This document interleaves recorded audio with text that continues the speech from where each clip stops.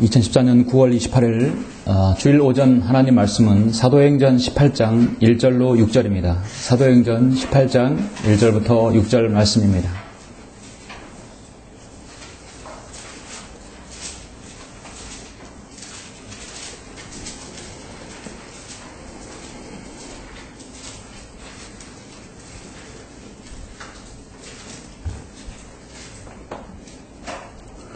봉독해 올립니다. 이런 일이 있은 후에 바울은 아테네를 떠나 고린도로 와서 클라우디오가 모든 유대인은 로마를 떠나라고 명령했기 때문에 최근에 이탈리아에서 온 폰토 태생 아킬라라고 하는 유대인과 그의 부인 프리스킬라를 알게 되어 그들에게 찾아가니라. 그가 동일한 업종에 종사하였기 때문에 그들과 함께 머물면서 일하였으니 이는 그들이 생업으로 천막을 만드는 사람들임이더라. 그가 안식일마다 회당에서 변론하며 유대인들과 헬라인들을 설득시키니라. 실라와 디모데가 마게도니아에서 왔을 때 바울은 영 안에서 매임을 받아 유대인들에게 예수가 그리스도이심을 증거하더라. 그러나 유대인들이 반박하며 모독하자 그는 옷을 털며 그들에게 말하기를 너희 피가 너희 머리로 돌아갈 것이요 나는 깨끗하니라. 이제부터는 내가 이방인들에게로 가리라고 하더라. 아멘. 자, 6절까지 했습니다. 오늘 말씀을 해서 잠시 기도드리겠습니다.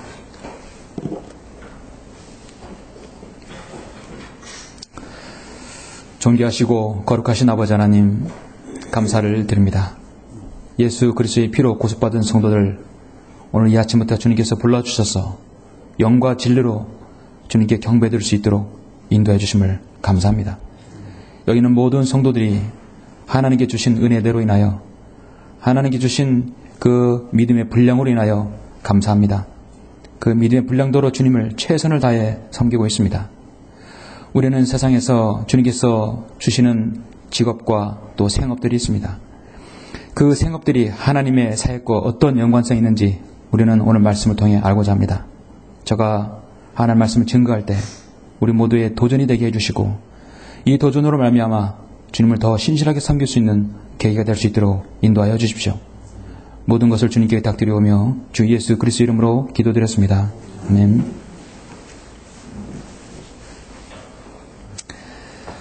오늘 오전 설교는 생업에 임하는 성도의 자세라는 제목으로 설교하고자 합니다. 생업에 임하는 성도의 자세.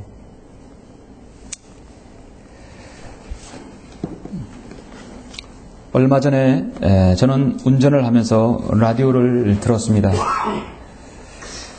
세상에서 그 어떤 게스트가 하는 말이 세상에서 가장 행복한 사람은 누구인가 질문을 하더라고요.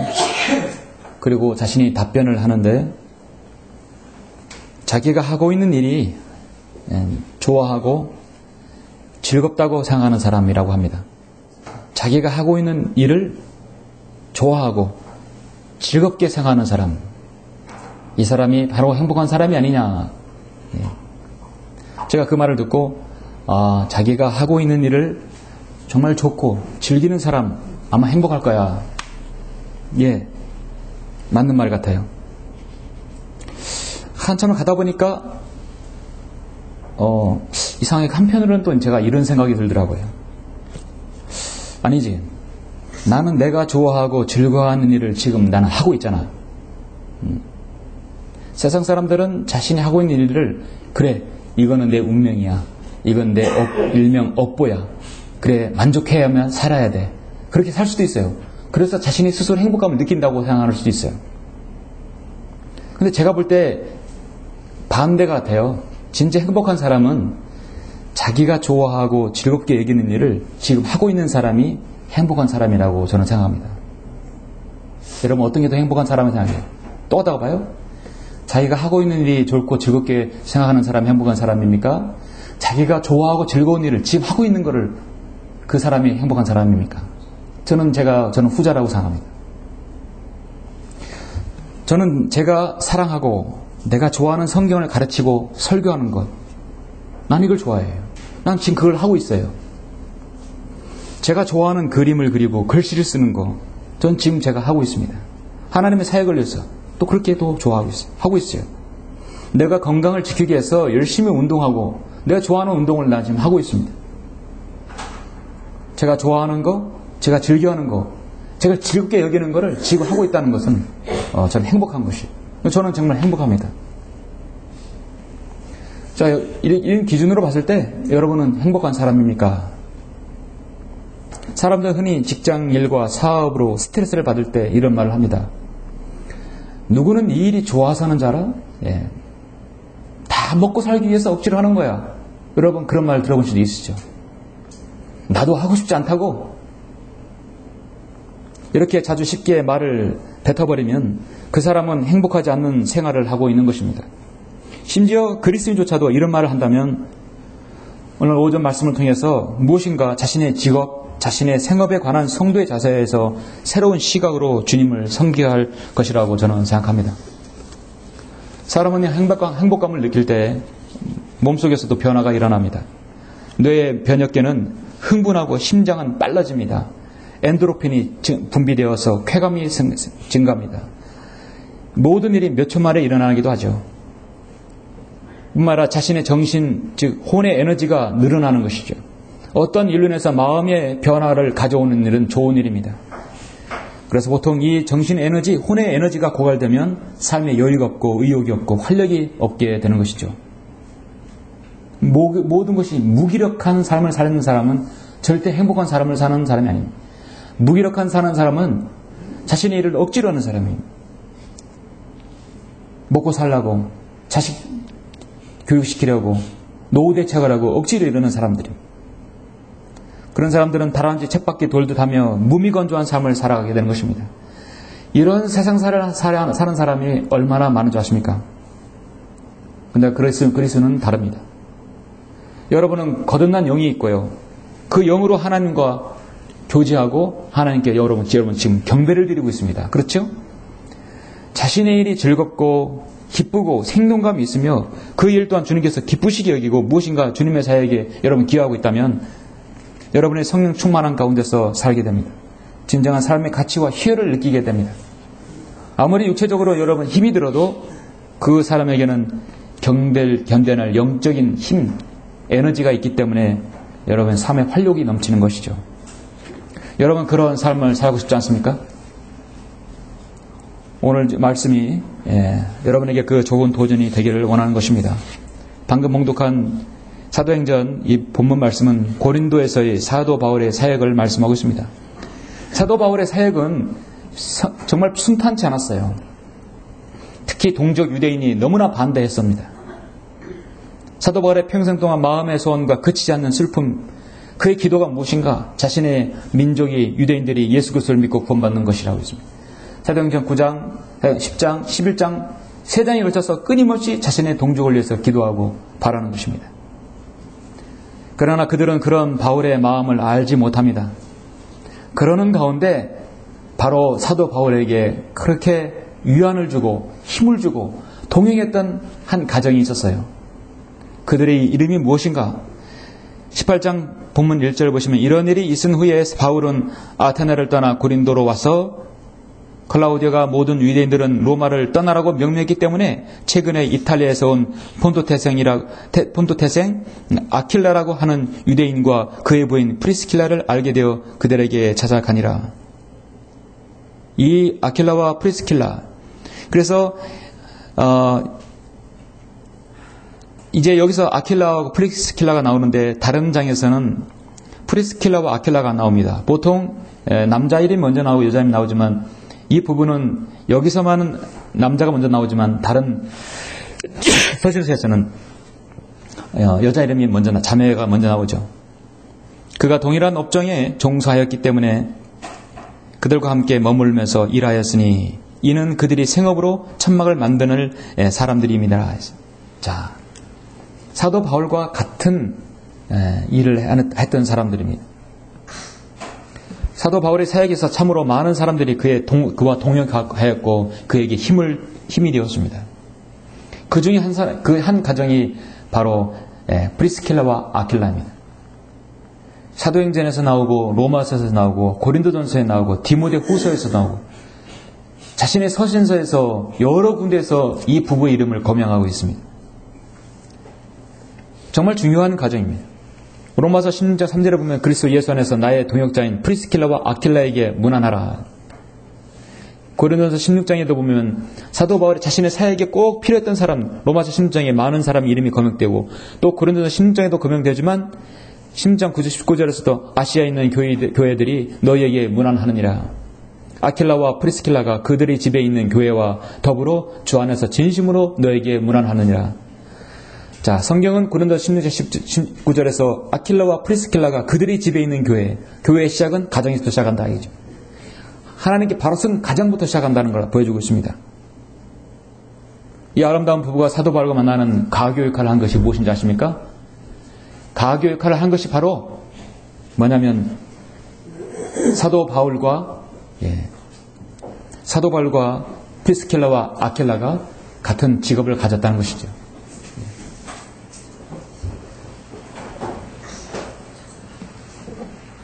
사도 바울과 프리스킬라와 아킬라는 같은 직업이었어요. 무엇이냐면 본문 말씀 18장 3절에서 동일한 업종을 종사했기 때문에 그들과 함께 머물면서 일하였으니 이는 그들이 생업으로 천막을 만드는 일을 하는 사람이 됐습니다. 천막을 만드는 일을 하였어요. 예. 사도 바울은 원래 여러분 성경학자입니다. 예.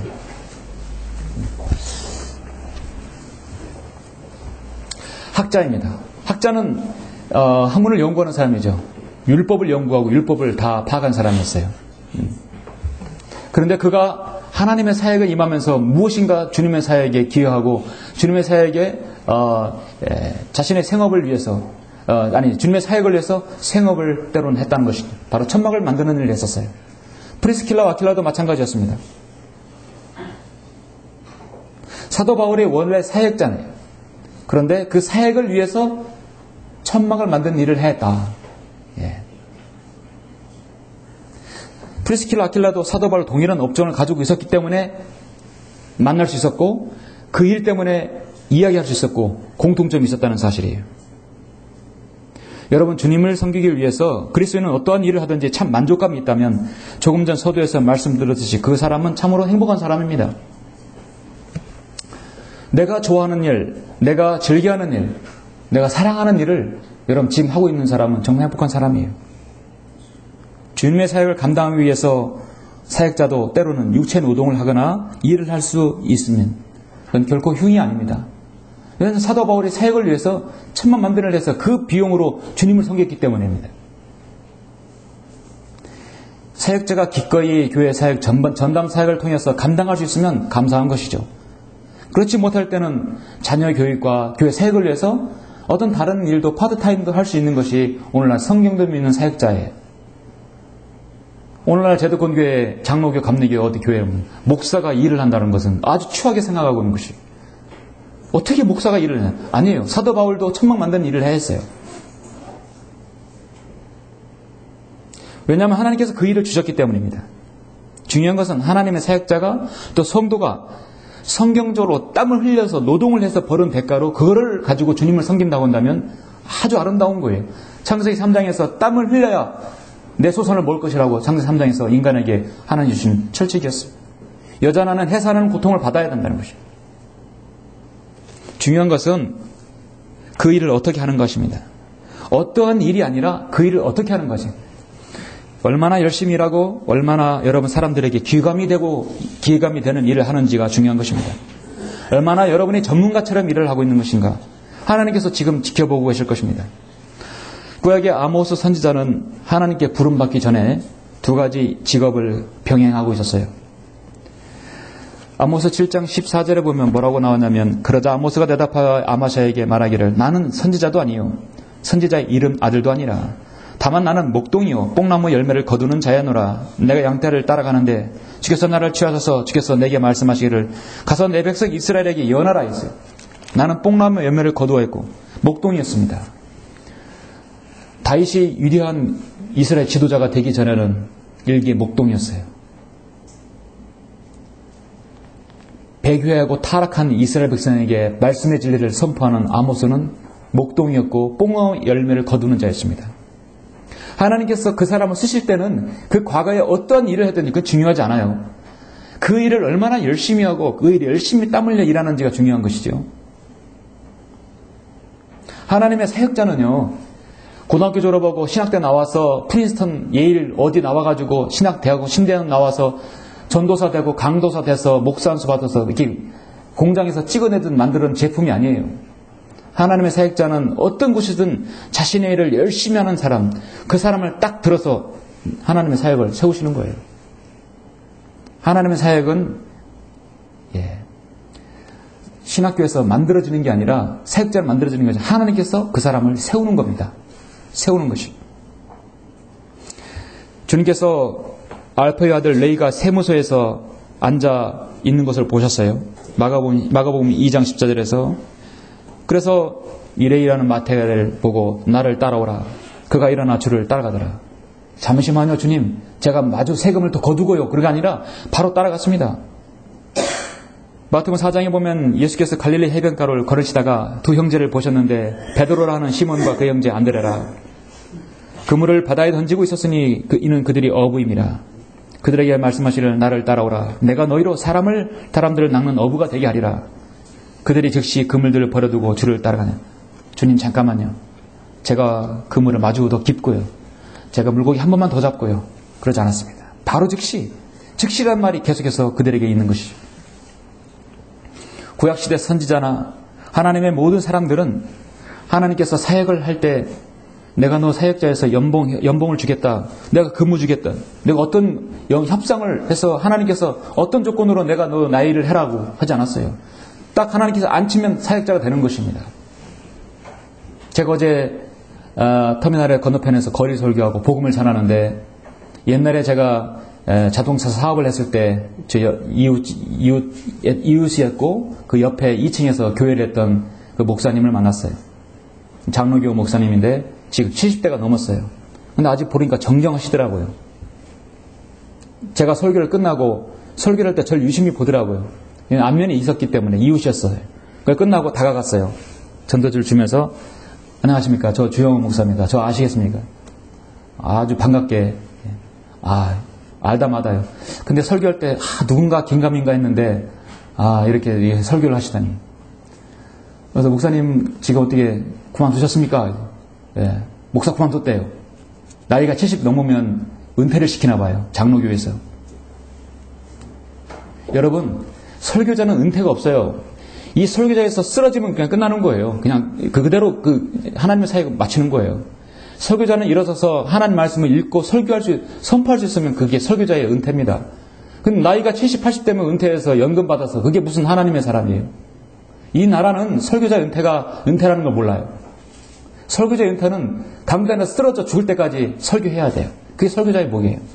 그런데 70대고 65세 되면 은퇴해서 연금 받아서 살아가는 게, 그럼 목사님은 어디서 예배 드립니까? 개척교회 가지. 하나님께 부름받은 설교자는 죽을 때까지 설교자입니다. 구약의 모든 선지자들은 주님부터 고통스러운 고난을 받기도 했고, 때로는 흙도 파서 참호도 파기도 했고, 벌거벗고 다니기도 했고, 호세아는 창녀와 결혼해서 아들도 낳고, 잿더미에 앉아서 있기도 했고, 에스겔은 자신의 아내를 잃기도 했고, 뺨을 얻어맞기도 했고, 예레미야는 진흙탕 감옥에 가둬졌고, 목숨을 내서 도망쳐야 했고, 사도 바울처럼 얻어맞기도 했고, 요나처럼 고래 뱃속에 들어갈 수도 있었고, 우리 주님처럼 십자가의 고난으로 형틀에 메어질 수도 있는 것입니다. 사무엘처럼 엘리사처럼 어린아이에게 조롱도 당하기도 했고, 사도 바울처럼 목베임도 당하는 것이 바로 하나님의 사람입니다. 그게 바로 말씀을 선포하는 사람들입니다. 이 땅에서 호의호식하고 성도들을 치부해서 풍족히 먹고 살라고 설교자가 된 사람들은 그건 잘못 생각한 것이죠. 이 땅의 설교자는 바로 자신의 배를 위해서 목회하는 게 아니라 하나님의 사역을 위해서 목회하는 것입니다. 그 일을 위해서 전생일을 바치는 거예요. 그래서 비용을 충당하기 위해서 때로 사도 바울이 천막을 깃기도 하는 것입니다. 자, 사역자는 그렇다 치고 모든 성도들은 다 사역자가 될 수는 없잖아요. 모든 성도가 설교할 수는 없는 거예요. 그럼 성도로서의 직책에 성도에 걸맞는 자신의 생업이 있는 것입니다. 직업이라는 것은 이 사회를 움직이는 동력입니다. 모든 생활인은 직업을 가져야 합니다. 직업을 갖든 사업을 하든 땀을 흘려 노동을 해야 합니다. 그래서 직업을 통해서 사회에 대한 소속감을 갖게 하는 것이죠. 그리스도인의 직업은 가족을 부양할 수 있을 정도로 적당한 돈을 벌 수 있으면 만족합니다. 먹을 거 입을 거 있으면 우리는 만족하는 것입니다. 그 이상 그 이하의 의미도 없습니다. 어떤 기독교 기업이 크게 번창했다고 해서 그 번창한 기업으로 인해서 그 땅이 복음화 되는 것은 아닙니다. 그 기업이 매출의 11조를 얼마큼 했다고 해서 몇억 원을 그 교회에 했다고 해서 복음화가 이루어지는 건 아닙니다. 이미 이 세상은 가라는 배와 같이 아무런 희망을 둘 수 없는 것이에요. 부도난 회사에 투자하는 것은 어리석은 것이죠. 국회의원의 과반수가 그리스도인이고 대통령이 절실한 크리스찬이라고 한다 하더라도 사회의 앞날은 결코 밝지 않습니다. 이 세상은 가라는 배와 같아요. 점점 이제 쇠퇴해져가고 죄악으로 더 찌들어가고 있는 것입니다. 주님께서 오실 날이 바로 다가온 것입니다. 그럴 때 우리 그리스도인의 직장을 갖고 사업을 하고 일을 하는 생업을 하는 그리스도인의 성도의 자세는 어떤 것인가? 우리는 일을 할 수 있는 나이가 있습니다. 20대, 30대, 40대, 50대, 60대, 80, 90도 일을 할 수 있지만 전 세계 성경대로 믿는 모든 사람들의 스승이요 존경받는 목사님 이성호 목사님 뿐만 아니라 럭카 목사님은 지금 현재 94세 5세대입니다. 가까이 있는 성경책 눈을 볼 수가 없어서 돋보기로 대놓고 설교를 하시는 분이에요. 그래도 아직 정정하시기 때문에 눈이 어둡지만 설교를 하시는 거예요. 은퇴가 없는 것입니다. 그렇다 하더라도 사람은 일할 수 있는 나이가 있어요. 젊어서 열심히 일을 해야 합니다. 우리의 연수는 70에 강간은 80입니다. 노년이 이르면 더 이상 일을 할 수 없어요. 그래서 노년이 있는 성도들에 있어서는 교회가 여유가 되는 대로 그들을 돕고 생활할 수 있도록 인도해야 되는 것이죠. 사람들은 자신의 일은 일은 나에게 딱 맞아. 이 일은 나에게 천직이야. 그래서 우리 그리스도인은 천직이라는 말을 써서는 안 됩니다. 우리가 제주도를 세계 제 몇 대 자연경관이라고 해서 막 말하잖아요. 사람들이 말할 때 이건 천혜의 자원이야. 천혜의 경관이란 말을 하죠. 천혜가 뭡니까? 이건 하늘이 내려준 아름다운 경치야. 이거 하늘이 내려줬어요? 여러분 아니에요. 하나님께서 창조하신 거예요. 이건 하나님께 주신 것이라고 하는 겁니다. 천직이라는 것은 세상 사람들이 하늘이 내려준 나에게 직책이라고 보는 거예요. 그건 세상 사람이 말하는 것이고 우리 그리스도인은 천직이 아니라 하나님께서 주신 직업이라고 봐야 합니다. 나의 특기와 나의 재능이 하나님을 위해서 잘 들여지고 내가 이것을 통해서 내가 경쟁을 활동을 하고 한다면 하나님께 주신 나에게 재능이라고 보는 것입니다. 오늘 많은 사람들이 자신이 먹고 살기 위해서 자신의 생업, 이 일들을 합니다. 어떤 사람은 천직이라고 여기고 그것이 행복감이라고 여기고 있습니다. 그러면 정말 그리스도인의 행복은 무엇인가? 하나님께 주신 그 직업을 가지고 주님을 섬길 수 있는 것은 정말 행복한 그리스도인이 되는 것입니다. 그렇다면 나는 나의 생업과 주님과의 일과의 관계에 있어서 여러분 어떻게 봐야 하는 것입니까? 제가 근래에 이렇게 보면은 우리 천안성의 친구의 성도들 보면은 제가 오늘 이런 권면을 꼭 한번 드리고 싶었습니다. 여러분 제가 생업에 임하는 성도의 자세를 제가 3가지를 여러분에게 말씀을 드리겠습니다. 이 3가지를 잘 유념하셔서 여러분 정말 평생에 주님을 잘 섬길 수 있는 좋은 계기가 되었으면 합니다. 생업에 임하는 그 성도의 자세, 첫째는 하나님의 뜻을 입증해야 합니다. 무엇으로? 내 생업을 통해서 하나님의 뜻이 무엇인가를 입증해야 합니다. 내가 하는 일이 천직이라 생각하는 게 아니라 내가 하는 일이 이건 하나님께서 주신 것이다. 하나님께 주신 달란트로 준 것이다. 그렇게 믿는 것이에요. 그 일이 하나님의 선하신 인도하심이 있는 것인가? 하나님 뜻 가운데 있는 것인가? 먼저 그걸 찾아야 돼요. 이게 첫 번째 여러분의 과제입니다. 에스라 7장 9절에 보면은 그의 하나님의 선하신 손길에 따라라는 말이 나오고요. 느헤미야에도 하나님의 선하신 손에 따라 왕이 내게 허락하였더라. 에스라 느헤미야가 포로 시대 이후에 율법을 바로 세우고 성전을 재건했던 하나님의 사람들이 있어요. 하나님이 일을 하는 데 있어서 그들은 늘 하나님의 선하신 손길이 있었습니다.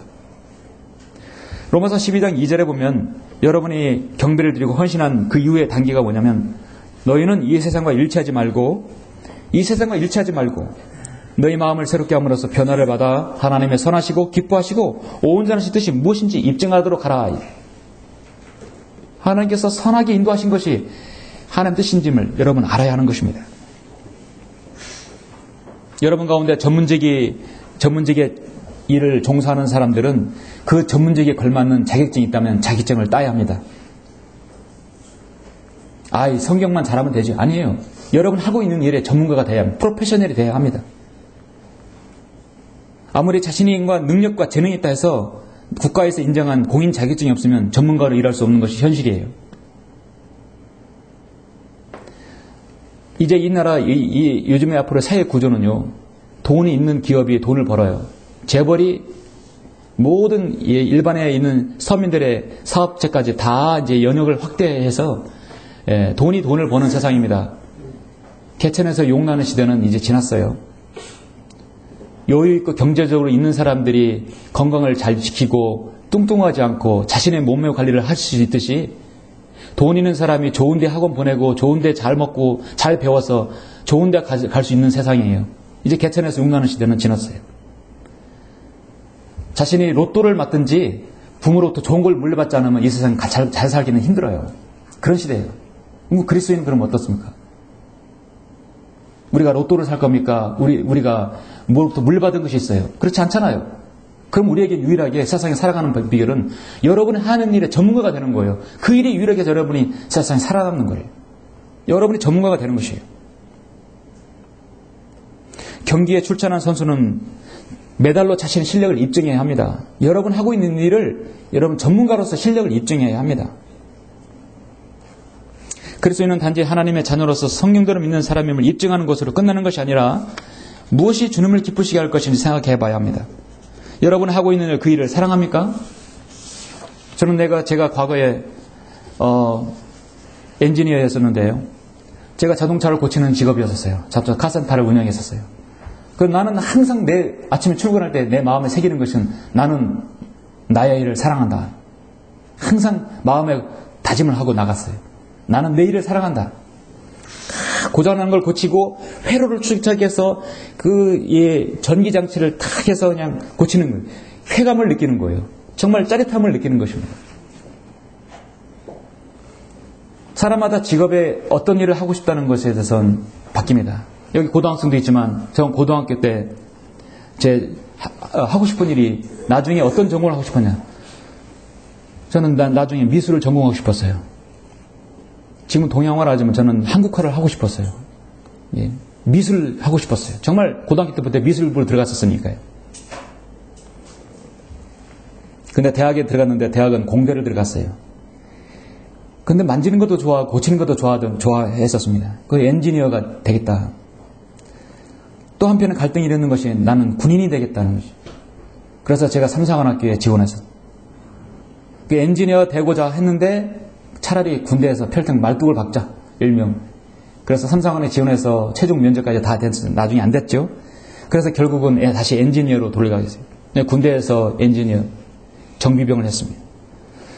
군대를 제대하고 나서 정비 자격증을 따가지고 정비를 본격적으로 시작했습니다. 그렇게 해서 자동차 정비 사업을 하게 되었어요. 정비 사업을 하다가 보니까 성경에 눈을 뜨게 된 거예요. 한글 김영성을 알게 된 거예요. 그래서 하나님께서 섭리서로 인도하신 가운데서 서로 올라가서 신학을 하게 되고 신학을 7년 하고 다시 내려와서 이제 사역자가 됐습니다. 저는 지금까지 제 인생의 행로를 전혀 후회가 없습니다. 저는 지금 제가 저 사랑하고 좋아하는 일들을 하고 있기 때문에 저는 행복하기 때문에 그렇습니다. 지난주 제가 한 책에서 읽은 글인데요. 어느 가정에 두 모녀가 살았어요. 근데 어머니가 너무너무 자상하고 자녀를 잘 키운 것 같아요. 딸은 대학에 떨어진 뒤에 이 일 저 일 하다가 누구 소개로 초등학교 보조교사로 일을 했었습니다. 근데 요즘 초등학교도 수학을 잘 가르쳐야 한다고 그러나 봐요. 그래서 이 딸이 수학을 잘 가르치려고 했는데 잘 안 되는 모양이에요. 그 수학을 잘 가르치지 못하는 이유로 인해서 학교에서 그만두라 해서 보조교사도 그만두게 됐어요. 어머니는 그를 위로하였습니다. 얘야, 어떤 사람은 생각을 잘 전달하지만 어떤 사람은 그렇지 않기도 하단다. 너무 상심할 필요가 없다. 그 후 그녀는 친구와 도시로 나가서 오수손 일을 하기 시작했습니다. 손발이 느리고 솜씨가 좋지 않아서 또다시 일자리를 잃고 말았어요. 어머니가 말합니다. 얘야, 동작이 느릴 수도 있고 빠를 수도 있단다. 사람이 어떻게 다 같을 수가 있겠냐. 다른 사람은 수년간 그 일을 했기 때문에 빠르지만 너는 이제 여태까지 공부만 했잖니. 힘을 내라. 그녀는 때론 방직공장, 때론 시장의 관리원, 또는 격리, 갖가지 다 일을 했지만 이해 없이 도중에 다 그만두게 되었어요. 매번 딸은 눈물을 흘리면서 돌아왔지만 어머니는 언제나 따뜻하게 딸아이를 맞아주었습니다. 30살 되었어요. 그런데 이 딸아이가 자신에게 언어의 재능이 있다는 걸 알았던 것입니다. 자신이 언어의 재능을 살려서 그는 농아학교에 들어가서 거기서 선생님을 하면서 장애 아이들을 돌보았습니다. 그래서 학교를 세웠어요. 학교를 세우면서 농아를 위한 전문 용품, 그 상점을 개업을 했는데 그것이 너무도 잘 되었던 것입니다. 그래서 지금은 농아학교와 전문 용품 상점의 기업인으로 거듭난 사람이 되었습니다. 자신조차 자신의 미래를 의심하는 이 딸아이를 두고 어머니는 딸을 믿었던 것입니다. 딸아이를 믿었고 흔들리지 않게 하였어요. 자신의 모든 것을 이렇게 어엿한 딸아이로 성장한 딸아이를 보면서 어머니는 이렇게 말합니다. 보려무나, 자, 어떤 땅은 보리를 심기에 적합한 땅이 있고 적합하지 않은 땅이 있단다. 그럼 콩을 심으면 되지. 하지만 콩이 제대로 자라지 않을 수도 있어요. 때론 과일을 심으면 돼. 아니야, 과일을 심지 못할 땅도 있어요. 저마다 땅에 맞는 씨앗이 있기 때문이에요. 땅과 씨앗이 잘 어울리면 그때 비로소 풍성한 수확을 올린단다. 여러분에게 땅은 어떤 땅입니까? 여러분은 어떤 씨앗이에요? 저는 결국은 33살이 되어서야 내가 심겨질 땅을 알게 된 거고 제대로 심겨졌던 것입니다. 지금까지 하나님의 사역을 12년 동안 여기서 하지 않았습니까? 예. 드디어 땅과 씨앗이 딱 일치가 되는 거예요. 그것이 여러분의 첫 번째 숙제인 것입니다. 하나님 뜻을 발견하는 것이에요. 여러분은 어떤 직업을 갖는가 직접적으로 하나님의 사역에 영향을 줄 수는 없습니다. 그러나 그 일을 통해서 내가 하나님께서 나에게 인도해 주셨다. 이 일은 하나님 주신 세상이 말하는 천직이라고 여러분 그렇게 말할 수 있는 고백이 있습니까? 그리고 그 일을 통해서 전문성을 가지고 있어야 합니다. 인내를 배우고 사람과의 관계성을 배우고 고난의 의미를 배워야 합니다. 그 일을 통해서 하나님께 기도하고 무릎으로 감사하고 있습니까? 어떠한 일을 하는지가 중요한 것이 아니라 그 일을 통해서 하나님께서 어떻게 여러분을 보시는지가 중요한 것입니다. 아모스는 아까 말씀드린 뽕나무 열매를 거두고 양치는 목동이었습니다. 그 일을 열심히 했어요. 베드로는 열심히 고기 자는 일을 했고 사도 바울은 열심히 교회를 핍박하고 정말 주님의 가시차를 걷어차는 일을 했었습니다. 마태는 열심히 세금을 거두는 일을 했습니다. 그러나 그것이 반대 반응이 가니까 주님을 위한 그 사역에 열정적으로 주님을 상했던 것이에요. 데살로니가전서 4장 11절에 보면 또 우리가 너희에게 명한 같이 너희는 조용히 하고 너희 자신의 일을 행하며 너희 손수 일하도록 힘쓰라. 너희는 조용히 하고 너희 자신의 일을 행하며 너희 손수 일하도록 힘쓰라. 어떤 일을 한다고 해서 떠벌릴 필요도 없고 조용히 자신의 일을 묵묵히 하라는 얘기예요. 데살로니가후서 3장 12절에 이제 우리가 우리 주 예수 그리스도를 통하여 이런 자들에게 명하고 권하노니 조용히 일하고 자기 양식을 먹으라. 조용히 일하라고. 다 자신의 일에 어려운 난관이 다 있어요. 그 일을 조용히 하라는 것이. 자신을 향한 하나님 뜻이 무엇인가? 첫 번째, 여러분 직업, 여러분의 생업을 바로 찾는 겁니다. 생업에 임하는 성도의 자세는 무엇입니까? 두 번째는 자신의 믿음을 입증해야 합니다. 어디에서? 바로 여러분이 생업하는 그 장소에서 입증해야 하는 것이에요. 그래서 저는 어떠한 일을 하든지 자신이 그 생업, 그 사업을 통해서 믿음이 있는 그리스도인임을 입증해야 하는 것이죠. 그리스도인이 사업체를 시작했는데 세상에서 말하는 예, 그 이방신들, 거듭난 못한 사람들을 초대할 필요 없는 것이에요. 그리스도인은 사업자답게 운영해야 합니다. 원칙과 신뢰를 가지고 해야 합니다. 여러분이 이 일은 하나님께 주신 선하게 인도해 주신 것이 이 일이다. 세상이 말하는 천직이다. 하나님 주신 일이다면 그 일을 가지고 내가 믿음 있는 사람임을 입증해야 하는 것입니다. 이제 들어갔기 때문에. 이죠? 입증해야 합니다. 사업이라면 사업을 통해서 저 그리스도인 사업자다. 저 그리스도인이다. 오히려 모든 일에 우리가 스스로 하나님의 일꾼임을 입증하기를 많은 인내와 환난과 궁핍과 고난이 있을지라도 인내가 필요하다는 것입니다. 너희가 믿음 안에 있는지 너희 자신을 시험하고 스스로 입증하라. 예수 그리스도께서 너희 안에 계신 것을 스스로 알지 못하느냐? 그렇지 못하면 너희는 버림받은 자들이라. 고린도 13장 5절에 말씀하고 있습니다. 너희는 이 세상을 일치하지 말고 너희 마음을 새롭게 함으로써 변화를 받아 하나님의 선하시고 기뻐하시고 온전하신 뜻이 무엇인지 입증하도록 하라. 하나님께서 기뻐하시는 일을 해야 하겠죠. 여러분이 이제 어떤 생업이나 일을 했을 때 내가 그 일을 내가 사랑하고 내가 정말 인내로 그 일들을 잘 일구어서 전문성을 가져야 합니다. 하나님께 영광을 돌리려면 여러분 인내를 가져야 합니다. 그 일로 인해서 인내로 하나님의 사역에 기여를 해야 합니다. 존 뉴턴은 어떤 사람들이 하나님의 섭리에 의한 기회들이라고 부르는 것은 종종 강력한 유혹들입니다. 사람의 마음이 방황하고 있을 때 이렇게 외칩니다. 여기 내 앞에 길이 열려 있구나. 하지만 하나님의 뜻처럼 보이는 그 길이 당신이 거부해야 하고 아마도 가지 말아야 할 길인지도 모릅니다. 그래서 이 일이 하나님께서 인도하심 아니라면 다시 재고해 봐야 하는 것이죠. 하나님의 말씀과 내 마음속의 성령의 감동과 그리고 내적 환경이 조화될 때 나는 하나님의 뜻과 일치해서 행동하고 있는 것이 확신한다. 그러니까 여러분의 내주하신 성령님의 인도하심, 하나님께서 주신 환경, 일치될 때 이건 하나님 뜻 가운데 주신 일이구나 생각하시면 되는 것이죠. 여러분은 어떤 직업을 갖든지 어떤 곳에서 어떤 소속된 곳에서 일을 하든지 간에 열심히 일을 해야 합니다. 인정을 받아야 합니다. 전문가로서 되어야 합니다. 그것이 올바른 그리스도인의 직업관입니다. 프로페셔널이 되는 것이 무엇입니까? 쟁이 되는 것이 전문가 의식을 가져야 합니다. 어떤 일에 전문가가 되려면 적어도 10년 이상을 해야 합니다. 하루에 3시간씩 10년을 해야 해요. 1만 시간을 거기다 투자해야 하는 것이죠. 자매든 형제든 간에 자신의 일에 전문가가 되어서는 적어도 10년 이상은 그 일을 해야 하는 것이죠. 다른 사람이 자신의 영역을 넘보지 못하도록 해야 합니다. 그럼 자신의 일을 굳건히 지키는 거예요. 그게 지역교회에서 성도들이 그 성도가 있을 때, 이 성도가 있을 때 강성한 교회가 되더라고요. 모두 다 공무원 되라는 게 아니고, 모두 다 회사원 되라는 게 아니고, 모두 다 사업하라는 게 아닙니다. 어떤 일이든 간에 여러분 전문가가 되어서 자신의 영역을 가지고 있어야 된다는 것이죠. 나이가 30대고 40대는데 아직도 자신의 직업을 찾지 못하고 방황하고 있다면 무엇인가 하는 뜻을 알지 못하는 거예요. 정말 재고하고 기도해야 합니다.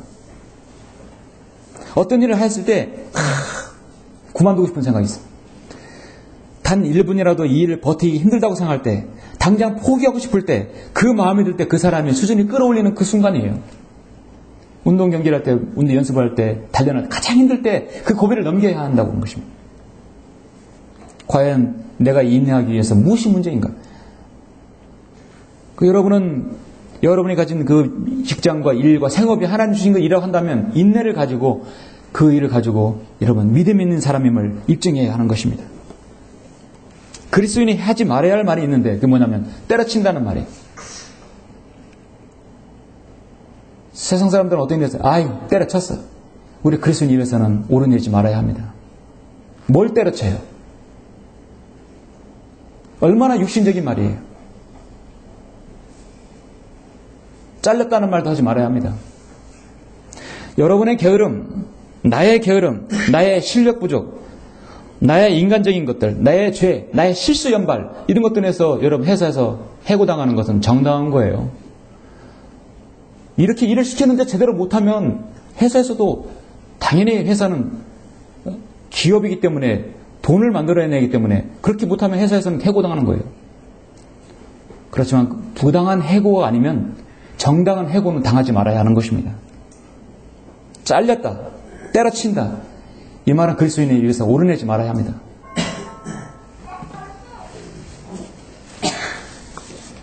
생업에 임하는 성도의 자세는 무엇입니까? 마지막 세 번째는 하나님의 일꾼임을 입증해야 합니다. 무엇을 통해서? 여러분의 생업을 통해서입니다. 내 이 생업이 하나님의 뜻 가운데 인도해 주신 것이다. 그러면 그걸 통해서 믿음 있는 사람을 입증해야 되고, 그걸 통해서 내가 여러분 하나님의 일꾼임을 입증해야 합니다.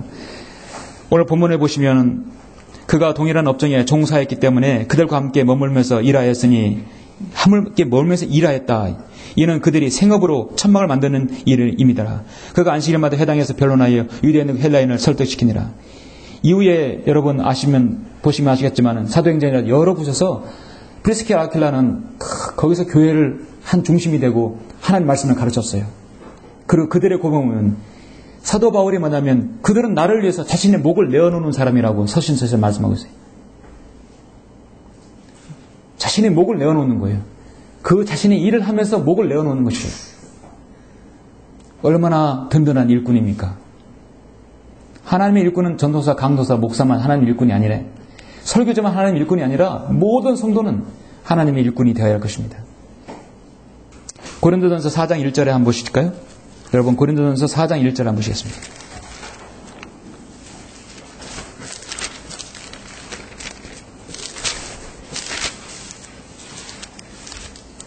사장 1절 그러므로 사람들이 우리를 그리스도의 일꾼이며 하나님의 신비들을 맡은 청지기로 여기게 하라. 청지기에게 요청되는 것은 무엇보다도 신실한 사람으로 발견되는 것이라. 아멘. 청지기가 뭡니까? 일꾼이에요. 머슴이에요. 수원. 머슴 일꾼이에요. 우리는 하나님의 청지기예요. 여러분 직장에 가면 직장인들은 여러분 봉급을 받는 여러분 청지기들입니다.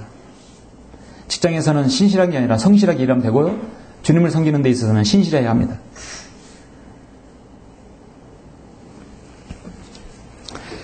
고린도후서 3장 6절에서 또한 그분은 우리로 새 언약의 능력 있는 일꾼이 되게 하셨는데 이는 법문으로 한 것이 아니고 영으로 한 것이니 법문은 죽이고 영은 생명을 주기 때문이라 했습니다. 그리스도인은 자신의 생업과 직업을 통해서 그 일을 통하여 자신 하나님의 일꾼이요 종이고 도구이며 그리스도의 군사임임을 입증해야 합니다. 일을 할 수 있는 건강을 있고 환경이 있고 그런데도 아무것도 하지 않는 사람은 하나님께서 절대 쓰시지 않습니다. 여러분 복음 전파자는 이 지역교회에서 복음 전파자는 자신의 일을 가져야 합니다. 일을 가져야 돼요. 에반젤리스트, 복음 전도자 그 일을 통해서 하나님께서 먹여주신다는 것을 확신할 때는 그 일만 할 수 있어요. 그런데 지역교회 형편상 그런 사람은 아직 없습니다. 자신의 일을 가져야 합니다. 자신의 일을 가져야 하고 그 일을 가진 상태에서 주님의 사역에 동참해야 되는 것이에요. 아무것도 하지 않는 사람은 주님께서 쓰시지 않습니다. 저 사역자도 그런 사람과 동역하고 싶잖아요. 하나님의 일꾼은 모든 일의 잘함으로 인정을 받아야 하는 것입니다. 만일 내가 감사함으로 참여하면 내가 감사하는 것에 대하여 왜 비난을 받겠느냐? 그러므로 너희가 먹든지 마시든지 무엇을 하든지 하나님의 영광을 위하여 하라. 먹든지 마시든지 무엇을 하든지 여러분 생업을 임하든지 사업을 하든지 하나님의 영광을 위해서 하라. 왜 그리스도인이 기업이 성령 있는 사람들이 기업이 우리도 왜 번창하고 발전이 있고 왜 번영을 하면 안 됩니까? 이때에 우리도 번영할 수 있어요. 하나님께 축복해 주시면 할 수 있는 거예요. 하나님 뜻 가운데서 세워진 기업이라면 되는 것이에요. 그러나 하나님 뜻이 아니라면 그건 반드시 망해야 합니다. 찰스 스퍼전이 어느 날 신방을 해서 설교 초대를 받았는데 성도 중에 양조장을 한다고 개업을 한다고 설교해달라는 거예요. 양조장이 뭐 하는 곳이에요? 술 만드는 곳이에요. 사람들이 술 퍼먹고 죄질하고 내가 가서 할 말이 뭐 있어요? 가겠다고 기도를 하는데 위대하신 아버지 하나님, 오늘 이 성도가 양조장을 개업했습니다. 주님께서 원하시면 이 양조장이 하루속히 망하게 해주십시오. 네, 망하게 해달라고 기도한 거예요. 성도는 정말 망한 것이죠. 목자가 사업을 하는데 어디 하는데 기도해달라고 하는데 가장 난처한 게 식당이에요. 식당이에요. 식당에서는 술도 팔아야 하잖아요. 그렇죠? 참 그리스도인은 갖기 어려운 직업, 어려운 사업도 있어요. 예. 어디까지 축복하고 어디까지 망하게 해달라고 할 수가 없는 거예요. 선이 애매하잖아요. 차라리 분식집이면 좋은데 어정쩡한 게 있습니다. 너희는 이 세상을 일치하지 말고 너희 마음을 새롭게 함으로써 변화를 받아 하나님의 선하시고 기뻐하시고 온전하신 뜻이 무엇인지 입증하도록 하라. 네. 일반적으로 우리는 인생의 40%를 직장에서 보낸다고 합니다. 여러분 20년을 여러분 직장에서 보내요. 하루에 8시간 일하는 분들은 직장에서 20년 내 아내와 남편보다도 직장 얼굴 상사하고 덜 맞대고 보는 경우가 20년이에요. 그동안 그 20년 동안에 얼마나 많은 사람을 알고 많은 사람과 대화할 수 있겠어요. 예. 그 사람을 구령할 수도 있고 말씀도 전할 수 있고 성경 믿는 사람의 믿음이 어떤 것을 알 수도 있는 거예요. 여러분의 그 직장에서 여러분은 선교사라고 생각하시면 됩니다. 예. 이게 바로 그리스도인이 자신의 직장과 생업을 하나님과 연관성을 갖는 거예요. 여러분이 직장에서 승진하고 월급이 오르면 좋은 거예요. 축하할 일입니다. 그게 전부가 아닙니다. 여러분이 그 직업을 통해서 그 직장을 통해서 소명의식을 느끼고 있는 것인가, 그게 중요한 것입니다. 무슨 일을 하든지 마음을 다하여 주께 하듯 하고 사람에게 하듯 하지 말라. 이는 유업의 상을 주께 받을 줄 알미니 너희는 주 그리스도를 섬기느니라. 너희는 주 그리스도를 섬기면서 무슨 일을 하든지 마음을 다하여 하라 했어요. 그래서 우리의 직업, 우리의 여러분 생업에는 귀천이 없는 것입니다. 목사만 하나님의 일을 하는 게 아니라 모든 동역자가, 여러분 사업체 가진 분, 여러분 일을 하시는 모두가 하나님의 사역에 동참할 때는 동참해서 같이 주님의 사역을 이루는 것입니다. 어떠한 경우도 여러분이 하고 있는 일이 하나님의 사역과 어떻게 기여하고 연관성을 가지는가, 그걸 아는 것이죠. 하나님의 위대한 일을 성취한 사람은 기도를 통해 하나님의 지혜를 얻고 하나님 뜻을 배우며 하나님 능력을 부여받는다고 레이먼드 바비는 설교자가 그렇게 말했습니다. 자, 기도로서 얻어진 하나님의 일을 하나님의 주신 직장이라면 그렇게 해야 할 것입니다. 여러분 자신의 일을 한다. 여러분의 일을 조용히 한다는 것은 신실하게 한다는 것이죠. 일생에 걸쳐 몰두할 수 있는 일을 여러분이 가지고 있다고 한다면 여러분은 행복한 사람입니다. 여러분은 가지고 있는 직장과 일과 사업, 그 일이 본업이 아니라 여러분은 그거를 하기 위해서, 그걸 주님을 섬기기 위해서, 그 비용을 충당하기 위해서 여러분 그 생업을 하는 거예요. 인정하십니까? 하나님을 섬기기 위해서 사업을 하고, 하나님을 섬기기 위해서 열심히 일을 하고, 하나님을 섬기기 위해서 열심히 청소도 하고, 어떤 때는 쓰레기도 주울 수 있는 것이고, 무슨 일이든 할 수 있는 것이죠. 사도 바울은 주님을 섬기기 위해서 기꺼이 천막 기는 일을 하고, 프리스키엘 아킬라도 천막 기는 일을 하였습니다. 주는 하나님을 섬기기 위해서요. 복음 전도자 D.L. 무디가 어떻습니까? 나는 구두수선을 합니다. 나는 주님을, 예수 그리스도의 복음을 전파하기 위해서 그 비용을 충당하기 위해서 나는 구두수선을 하는 것입니다. 나의 직업은 복음 전파자입니다. 그 일을 충당하기 위해서 구두수선을 한다는 거예요. 여러분은 왜 그 일을 해야 합니까? 여러분은 왜 그 일을 하고 있습니까? 여러분 분명한 기준이 있습니까? 그 기준은 여러분 정하신 대로 하신다면 이제 여러분이 셋째 날에 올라갔을 때 주님께서 여러분에게 분명히 보여주실 것입니다. 그 일을 잘한 것인지 못한 것인지 분명히 드러날 것입니다. 고린도전서 3장 13절에서 각 사람의 일한 것이 나타나게 되리니 그날이 그것을 밝힐 것이라. 이는 그것을 불로서 드러나고 또 그 불은 각 사람의 일한 것이 어떤 종류인지를 시험할 것이기 때문이라. 우리 그리스도인은 휴가되면 저 셋째 날에 올라가면 그리스도의 심판석이라는 자리에 앉게 서게 됩니다. 그 앞에는 불이 있어요. 이 불은 여러분의 심판과 지옥의 불이 아니라 여러분이 지금까지 주님을 섬겼던 생업과 사업, 주님을 섬겼던 모든 것이 다 불로 지나가게 돼요. 주님을 위해서 신실한 일들이 기억된다면 금과 은과 보석으로 면류관으로 드러날 것입니다. 만일 어떤 사람이 일한 것이 세운 그대로 있으면 그는 상을 받을 것이요, 만일 어떤 사람이 일한 것이 불타버리면 그는 소련을 당하리라. 그러나 그 자신은 구원을 받게 되지만 불에 의해서인 것처럼 그렇게 되리라 했습니다. 여러분이 하고 있는 그 일이 어떻게 주님을 위한 일인지 여러분 입증하고 계십니까? 예. 그렇지 못하다면 이것을 위해서 여러분의 생애에 정말 가장 중요한 일이라고 생각하고 기도해야 할 것입니다. 때로는 이 일을 통해서 내가 지금 주님을 통해 주님을 섬기는 것 때문에 고난받고 있습니까? 내가 그리스도인, 믿음 있는 그리스도인임을 입증하는 좋은 기회로 생각해야 할 것입니다. 주님께서는 히브리서 2장 18절에서 분명히 약속하셨습니다. 그가 이 일에 친히 시험을 받아 고난을 당하셨으므로 시험받는 자들을 능히 도와줄 수 있느니라. 주님을 위해 당하는 고난 분명히 주님께서 도와주실 것이라고 약속하고 있습니다. 그리스도인이 이러한 간증이 없다면 죽은 나무와 같습니다. 죽은 나무가 열매를 어떻게 맺습니까? 사랑하는 성도 여러분, 어떤 직업도 어떤 생업도 그 직업의 고유의 룰이 있어요. 은행원이면 돈 계산이 틀리면 안 되고, 변호사는 다른 사람의 의뢰인의 비밀을 누설해서는 안 됩니다. 주방에서 음식을 만드는 사람이라면 먹다 남은 음식을 다시 식탁에 올려놔서는 안 되고요. 청결하게 정직하게 해야 합니다. 가르치는 사람은 성심껏 가르쳐야 합니다. 자신에게 직업에 맞는 규칙을 지켜야 합니다. 세상 사람들은 이걸 바로 직업의식이라고 해요. 근데 우리 그리스도인은 이런 용어가 아니라 소명의식으로 가져야 됩니다. 소명의식. 이제부터 여러분은 직업의식이 아니라 소명의식을 가지고 주님을 섬겨야 할 것입니다. 이 일을 통해서 내가 주님을 섬길 수 있으니까, 이 일을 통해서 주님께 영광을 돌릴 수 있으니까. 여러분의 직업 어떻게 생각하십니까? 하나님의 뜻 가운데서 얻어진 직장입니까?